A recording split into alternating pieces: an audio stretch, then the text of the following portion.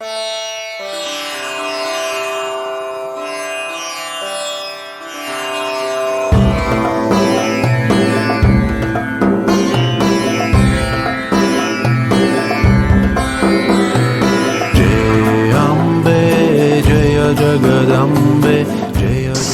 Om, Hari Om Tat Sat, Hari Om Tat Sat, Hari Om Tat Sat.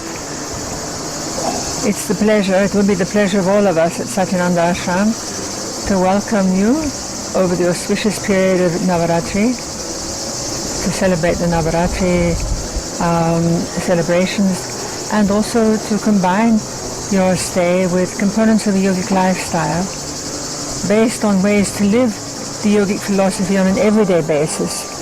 So it's practical and action-based. So it's down to earth. Navaratri is a time to experience and express afresh our higher nature and consciously work towards manifesting those qualities, the qualities of positivity, truth, forgiveness, selflessness, I should say, understanding, and love in order to overcome and conquer the more negative and darker aspects of our personality.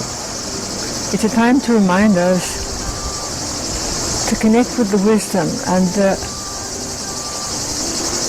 virtue, the virtuous nature inherent within us, and to allow this to manifest in all that we think, in all that we say, and all that we do.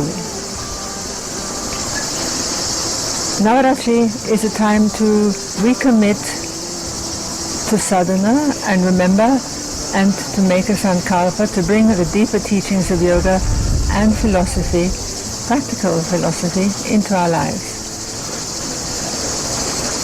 Living yogic philosophy enables us to apply the wisdom of the yogic philosophy in everyday situations and explore ways to use this wisdom to improve the quality of our everyday life, to improve the quality of our relationships, and also to enhance and find ways to enable us to live up to our spiritual aspirations, and of course also to support our sadhana.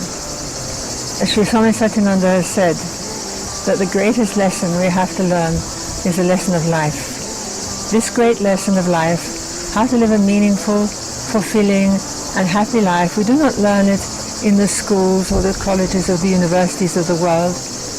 One of the ways to learn this great lesson of life well, Sri Swamiji says, is to step out of our routine and experience ashram life, where one can stay for a few days and live a life that is diametrically opposite to the one they live, and learn how to deal with different situations, different people, and different problems, and at the same time to learn how to deal with oneself.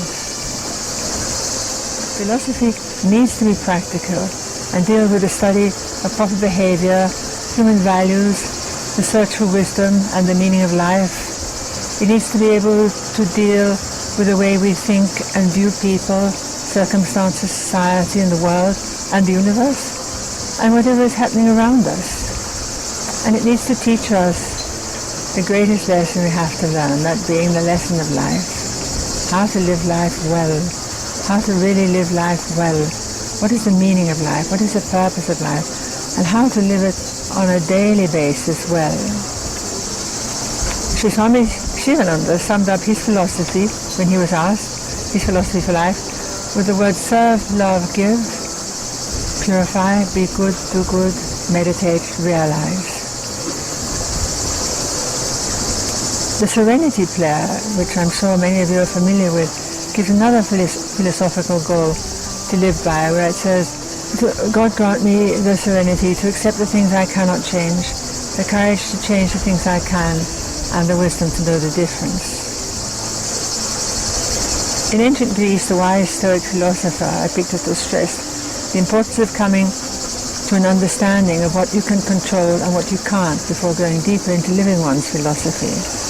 He taught that the primary role of philosophy was to help ordinary people effectively meet the everyday challenges of life and find ways to deal with life's inevitable major losses, disappointments and griefs, and so empower one to live a happy, meaningful and fulfilling life. The Yogic philosophy teaches that man is much more than he appears to be, that all you seek lies within you, that within each and every one of us is a vast dormant potential that needs to be awakened and experienced so that one can get to know themselves, to know the self beyond the body, beyond the mind and beyond the senses. In the Satyananda Yoga tradition, emphasis is placed on 1. Having a positive state of mind, 2. Having an aim, a goal, an intention, 3. Having a practical, effective, action-based philosophy to enable you to live your goal, and a discipline such as yoga to give you the strength of character to live your philosophy to achieve your goal. So, all of us at the ashram are looking forward to welcoming you over these auspicious days, as it's been far too long since we've had the pleasure of your company and having you once again with us in the ashram. So I speak on behalf of all the residents. We are really looking forward to welcoming you when you come this year. Hari Om. Hari Om Tat Sat.